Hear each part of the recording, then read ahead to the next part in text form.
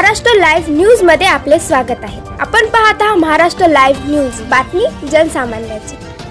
Advocate Shivaji Jadhav यांचा महायुतीचे उमेदवार बाबूराव कदम कोळीकर यांना जाहीर पाठिंबा। हिंगोली लोकसभा मतदारसंघातील भाजपचे माजी जिल्हाध्यक्ष हे अपक्ष म्हणून रिंगणात होते।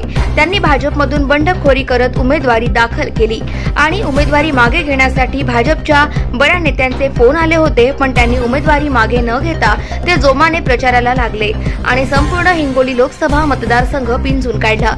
परंतु आज उपमुख्यमंत्री देवेंद्र फडणवीस यांनी ॲडव्होकेट शिवाजीराव जाधव यांची नांदेड येथे भेट घेऊन मनधरणी केली। यावेळी अपक्ष उमेदवार ॲडव्होकेट शिवाजीराव जाधव यांनी महायुतीच्या उमेदवार बाबूराव कदम कोळीकर यांना जाहीर पाठिंबा दिला आहे। प्रधानमंत्री नरेंद्र मोदी यांना पुन्हा एकदा देशाचे प्रधानमंत्री करण्यासाठी आणि त्यांचे हात बळकट करण्यासाठी आज त्यांनी देवेंद्र फडणवीस यांच्या उपस्थितीत महायुतीच्या उमेदवारास पाठिंबा दिला आहे।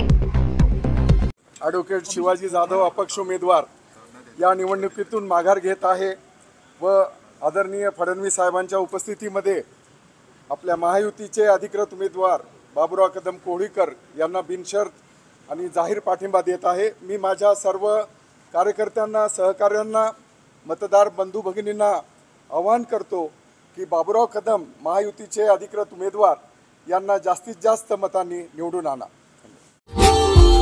Subscribe now and press the bell icon. Never miss an update.